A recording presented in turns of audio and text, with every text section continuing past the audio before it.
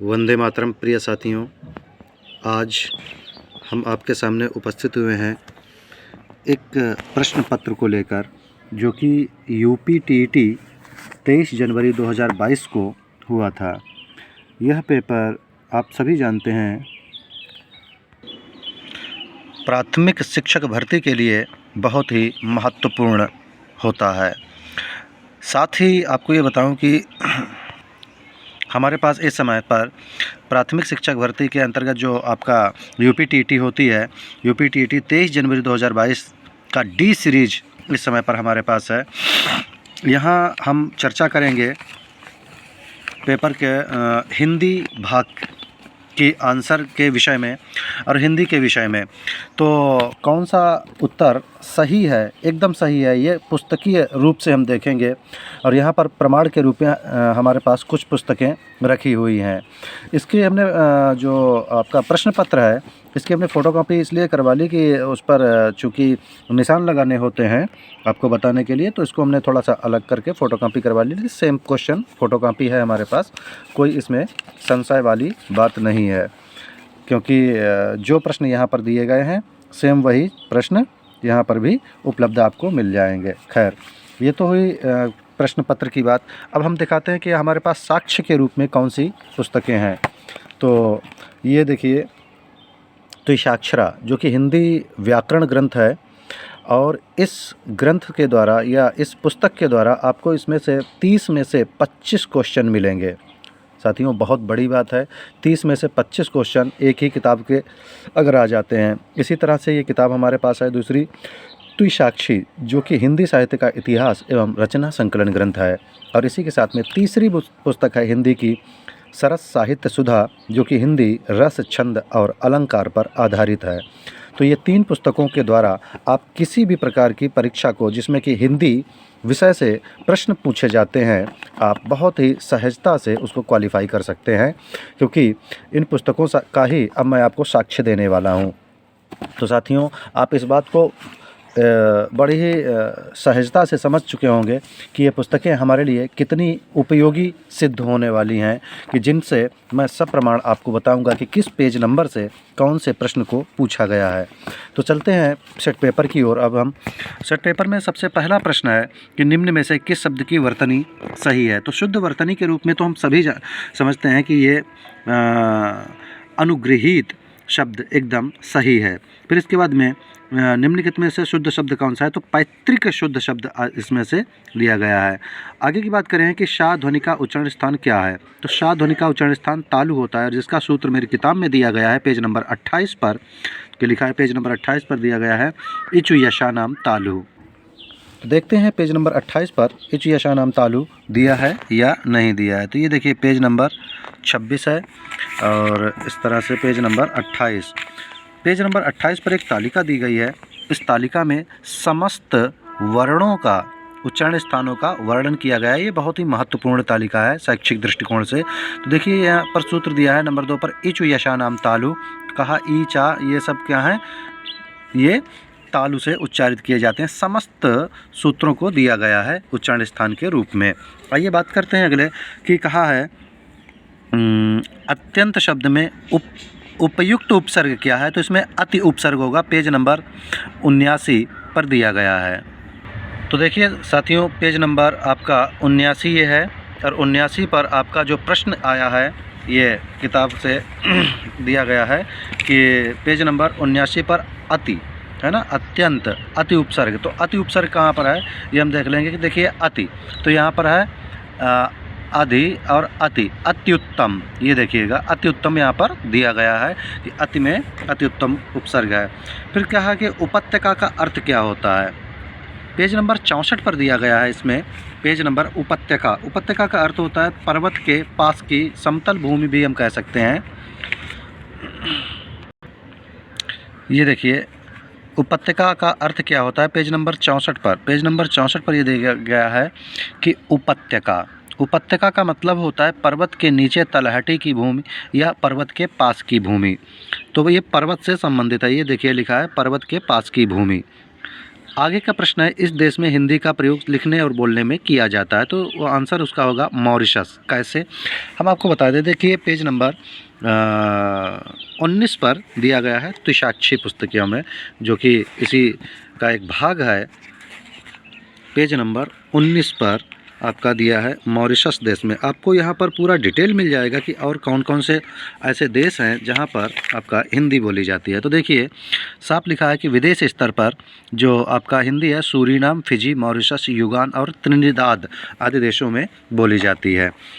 अगला प्रश्न है, सूरसागर किस भाषा की रचना है? तो पेज नंबर त्रिशाक्षी में 38-39 पर लिखा हुआ है, ये ब्रज भाषा की है। तो पेज नंबर 38-39 तो ये देखिएगा, यहाँ पर आपका ये विवेचन किया गया है कि जितने भी कृष्ण काव्य धारा के कवि थे, है ना, सगुण भक्ति में कृष्ण भक्ति काव्य धारा के जो कवि थे, इसमें ब्रज भाषा में लिखा गया है। तो इसी में ब्रज भाषा की जो पुस्तकें लिखी गई हैं, तो यहाँ पर आप देखिएगा कि ब्रज भाषा में सूरदास की सूरसागर, सूरसारावली और साहित्य लहरी का वर्णन किया गया है। आइए आगे की बात करते हैं। कहा कि वीरों का कैसा हो वसंत, ये कविता किसने लिखी है? तो ये कविता सुभद्रा कुमारी चौहान ने लिखी है। अगला प्रश्न है, क्षेत्रीय भाषा में कौन सा विशेषण होगा? तो इसको पेज नंबर 43 पर वर्णित किया गया है, ये गुणवाची विशेषण है। तो गुणवाची विशेषण कहाँ पर होता है कि जहाँ पर आपका कोई विशेषता बताई जाती है, तो वहाँ पर गुणवाची विशेषण का प्रयोग किया जाता है। तो गुणवाची विशेषण का प्रयोग करने के लिए हमने यहाँ पर देखिए लिखा है कि वह शब्द जो संज्ञा अथवा सर्वनाम के गुणधर्म, स्वभाव और रंग, दशा, दिशा, आकृति आदि को दर्शाते हैं। तो ये क्या है आपका? क्षेत्रीय कैसा है? ये गुणवाची स्थानवाचक नाम हो गया, तो इसलिए ये जो है गुणवाची विशेषण कहलाएगा। पेज नंबर 43 पर इसका वर्णन किया गया। फिर है चौराहा शब्द। आपका चौराहा शब्द में कौन सा समास है? पेज नंबर 224 पर दिया गया है, ये द्विगु समास है। पेज नंबर 124, तो किताब का हम पेज नंबर 124 लेते हैं, जिसमें कि हमें पता चलेगा कि ये द्विगु समास का उदाहरण है। अभी द्विगु समास में क्या होता है कि पहला पद संख्यावाची होता है और दूसरा पद जब समूह का सूचक होता है, तो वहाँ पर द्विगु समास का प्रयोग किया जाता है। जैसे कि यहाँ पर देखिए 124 पर लिया गया है, ये आपका जिस तरह से त्रिलोक, त्रिफला, सप्ताह, नवरत्न, तिरंगा, तिराहा होगा, उसी तरह से ये चौराहा भी होगा। द्विगु समास का ये उदाहरण आपका हो जाएगा। इसके बाद में आपका फिर से एक प्रश्न आया है कि निम्नलिखित में से मौखिक अभिव्यक्ति का रूप कौन है? तो मौखिक अभिव्यक्ति का रूप जो होता है आशुभाषण होता है। पेज नंबर 12 पर दिया गया है इसको कि आशुभाषण। आशुभाषण क्या होता है? आशुभाषण का मतलब होता है तत्काल बोलने वाला या तुरंत बोलकर समझाने वाला। इसको हमने इसमें आपका भाव वर्णनात्मक लिपि या भाव ध्वनि मूलक लिपि के अंतर्गत इसका वर्णन किया गया है, पेज नंबर 12 पर। आगे की बात करते हैं कि हिंदी भाषा में बोलियां कितनी हैं? बहुत ही अच्छा प्रश्न है। हिंदी भाषा में 18 बोलियां होती हैं और पेज नंबर 18 पर ही इसका वर्णन किया गया है। तो यहाँ पर देखिएगा साफ लिखा हुआ है कि हिंदी की 5 उपभाषा तथा 18 बोलियां होती हैं। तो इसके साथ साथ में आप ये भी जान गए कि हिंदी की 5 उपभाषाएं होती हैं और बोलियां 18 होती हैं, और जो 22 संख्या लिखी है ये 22 राजभाषाएं होती हैं। सामाजिक शब्द में मूल शब्द और प्रत्यय क्या है? तो इसमें मूल शब्द समाज है और इक प्रत्यय लगा हुआ है। इसका वर्णन आपको 83 पेज नंबर पर मिल जाएगा। तो पेज नंबर 83 देखते हैं हम कि इसमें समाज धन इक से सामाजिक कैसे बनता है। तो यहाँ पर कई बार ऐसा होता है कि प्रत्यय जो होते हैं बहुत कुछ परिवर्तन करने का कार्य करते हैं। ये जो इक प्रत्यय होता है ये काफ़ी कुछ परिवर्तन प्रथम वर्ण में भी कर देता है। जैसे विज्ञान से वैज्ञानिक, समाज से सामाजिक, भूत से भौतिक। तो इसमें इक प्रत्यय है, समाज मूल शब्द है और इक प्रत्यय लगने से क्या रूप बनेगा? सामाजिक बनेगा। तो इस प्रकार से सामाजिक शब्द की उत्पत्ति होती है। अगला है तद्भव पत्रिका के संपादक का नाम क्या है। तो तद्भव पत्रिका के संपादक अखिलेश जी हैं। बात करते हैं 12 बरस लो कुकुर जीवै और 13 लव जिय सियार। ये पंक्ति किसकी है? ये जगनिक की पंक्ति है और इसका वर्णन आपका इस सरस साहित्य सुधा में दिया गया है। अब बात करते हैं, यहाँ पर आ गया देखिए पेज नंबर 46, पेज नंबर बता रहे हैं, प्रश्न नंबर 46 से और 50 तक के जो प्रश्न हैं ये आपके जो पैराग्राफ है इस पैराग्राफ से लिया गया है। मतलब ये अपठित गद्यांश पद्यांश के अंतर्गत आता है। तो अपठित आपका गद्यांश है। तो घुमक्कड़ शब्द में प्रत्यय कर्ण, देखिए पैराग्राफ है लेकिन फिर भी आपका जो प्रश्न आया है ये व्याकरण से उठाया गया है। तो घुमक्कड़ शब्द में कौन सा प्रत्यय है? तो पेज नंबर 82। अभी हमने आप पेज नंबर 83 को देखा था। 83 पर हमने जो अध्ययन किया था वो एक प्रत्यय को देखा था और यहाँ पर 82 पर हम अक्कड़ प्रत्यय, क्योंकि घूम शब्द, ये देखिए घुमक्कड़ में अक्कड़ प्रत्यय होगा। कैसे अक्कड़ प्रत्यय होगा? तो देखिए यहाँ पर अक्कड़ प्रत्यय का वर्णन किया गया है। ये देखिएगा यहाँ पर पी से पियक्कड़ शब्द का प्रयोग किया गया है। इसमें अक्कड़ प्रत्यय है, पेज नंबर 82। तो पेज नंबर 82 पर अक्कड़ प्रत्यय मिल जाता है। महावीर स्वामी का जन्म कहाँ हुआ था? तो ये सभी को विदित है कि वैशाली में इनका जन्म हुआ था। अब बात करते हैं कि स्वच्छंद में कौन सी संधि है? स्वच्छंद में व्यंजन संधि है और ये पेज नंबर 116 पर दिया गया है। साथियों, स्वच्छंद में कौन सी संधि रहेगी? तो 116 पर हम जब चलते हैं तो यहाँ पर हम देखने को पाएंगे कि स्वच्छंद जो है हमारा व्यंजन संधि के अंतर्गत आता है, जो कि तुगागम संधि के अंतर्गत इसका अध्ययन किया जाता है। तो स्वच्छंद का ये नियम होता है, तुगागम संधि 6 सूत्र से बनता है और 6 सूत्र ये कहता है कि यहाँ पर स्वधन छंद से चा का आगमन होगा। मतलब प्रथम पद के अंत में आ अथवा स्वर वर्ण हो और द्वितीय में अगर छा वर्ण है तो चा का आगमन होता है तो रूप बनेगा आपका स्वच्छंद। और इस प्रकार से यह आपके व्यंजन संधि के अंतर्गत रहती है। पेज नंबर 16 पर इसका वर्णन किया गया है कि स्वच्छंद में 116 में वर्णन किया, स्वच्छंद में व्यंजन संधि है। महात्मा बुद्ध ने जब बुद्धत्व को प्राप्त किया था तो उनकी अवस्था 35 वर्ष की थी। आगे बात है श्रुत धर्म का अर्थ क्या है? तो इसका मतलब होता है वैदिक धर्म, जो कि पेज नंबर 107 पर दिया गया है। साथियों देखिए ये कुछ ऐसे भी प्रश्न हैं जिनका विषय से सीधा संबंध नहीं है परंतु हमको उनका उत्तर देना पड़ता है। तो पेज नंबर 107 पर जब हम चलते हैं तो हम देखेंगे कि इसका ये तो कहो कि एक संयोग की बात है, एक चांस की बात है कि हमने इसको विशिष्ट अध्ययन करवाते हुए इनको बताया। जैसे मैंने चैप्टर में रख दिया था भगवत गीता, इसके विषय में जानकारी दी, वेद के बारे में जानकारी दी, कल्प के बारे में जानकारी दी एक एक पेज में। तो 107 पेज नंबर पर जब मैंने वेदों का वर्णन किया है, बहुत ही संक्षिप्त परिचय जहाँ पर दिया है, तो यहाँ पर देखिए मैंने लिखा था वेदों को श्रुति या निगम के नाम से भी जाना जाता है। तो वेद को श्रुति अर्थात वेद को श्रुत धर्म के नाम से भी जाना जाता है। तो साथियों कभी कभी हमें अन्य अब देखिए हिंदी के पेपर में संस्कृत के किस तरह से प्रश्न आ रहे हैं और ये भी एक सौभाग्य का विषय है कि हमने अपने पुस्तक में इन सभी प्रश्नों का वर्णन किया है, पूर्व से ही कर रखा है। तो वहाँ का उच्चारण स्थान क्या है? पेज नंबर 28 पर हम एक बार फिर से चलेंगे और इसमें देखेंगे कि हम आपका पेज नंबर 128 पर वहाँ का उच्चारण स्थान, तो यहाँ पर आपको देखने को ये मिलेगा कि यहाँ पर जो वर्णन होते हैं ये हमने आपको कर रखे हैं तालिका में ही। यमवर्णना नाम नासिका, ये देखिएगा आपका आता है यमगणना नाम नासिका और यहाँ पर ये सब वर्ण दिए गए हैं। यामा वाणा ये कहाँ से हैं? नासिका से हैं। तो ये उत्तर आपका हो जाएगा यहाँ पर नासिक्य वर्ण है। 4 गज मलमल में कौन सा विशेषण रहेगा? तो ये परिणाम बोधक विशेषण रहेगा। ऐसा पेज नंबर 44 पर वर्णन किया गया है। ये किताब के पेज नंबर 44 पर देखते हैं कि परिमाण बोधक विशेषण क्या होता है। परिमाण वाची विशेषण के लिए आपका पेज नंबर 44 पेज नंबर पर दिया गया है।